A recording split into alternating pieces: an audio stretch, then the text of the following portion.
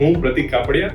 મેં Royal Falcone selection કરવાનું મારું મેઇન એ રીઝન હતું કે જે પ્રમાણે આર્કિટેક્ચરે મને ડિઝાઇન આપી હતી એ લેવલનું મને આઉટપુટ મળવું જોઈતું હતું. મેં માર્કેટમાં ઘણું રિસર્ચ કર્યું, પણ જે મને ફાઇનલ આઉટપુટ આપી શકે અને આર્કિટેક્ટના લેવલનું જે સ્કિલ બહાર ઉભરીને આવે એનું ફાઇનલ આઉટપુટ મળે, તે મને રોયલ ફાલ્કને પૂરેપૂરું સપોર્ટ કર્યો. અને જે ફાઇનલ ડિઝાઇન બની એ જે આર્કિટેક્ટના લેવલની આપી હતી જેમણે, એનું પૂરેપૂરું આઉટપુટ મળ્યું. એમના પૂરેપૂરા કામથી હું પૂરેપૂરો સેટિસ્ફાઈડ છું. ત્યાં સુધી એમનું આઉટપુટ ના મળ્યું, તેમણે ત્યાં સુધી રીક્રિએટ જ કર્યા રાખ્યું, એમને મને આઉટપુટ બતાવ્યા રાખ્યા.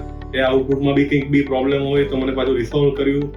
બીજું મારો ક્વેશ્ચન હતો કે રેટ, જો ડિઝાઇન મને આઉટપુટ પૂરેપૂરું મળતું હોય તો રેટ્સ બી અફોર્ડેબલ હોવા જોઈએ. તો મને એ બી સોલ્યુશન મળ્યું, કારણ કે મેં બીજા કમ્પેર કર્યું તો આમને રેટ કમ્પેરેટિવલી ઓછો હતો. એના લીધે અને એમનું જે ડિઝાઇન આઉટપુટ હતું એ બહાર જે માર્કેટમાં ફિનિશ લેવલની વસ્તુ હતી એ લેવલનું મને મળ્યું. એટલે મેઇન રીઝન તો મારું જે આ ડિઝાઇન હતી એને મેઇન આઉટપુટ પહોંચાડી શકે એ મને મળ્યું, એટલા માટે જ મેં રોયલ ફાલ્કન સિલેક્ટ કર્યું.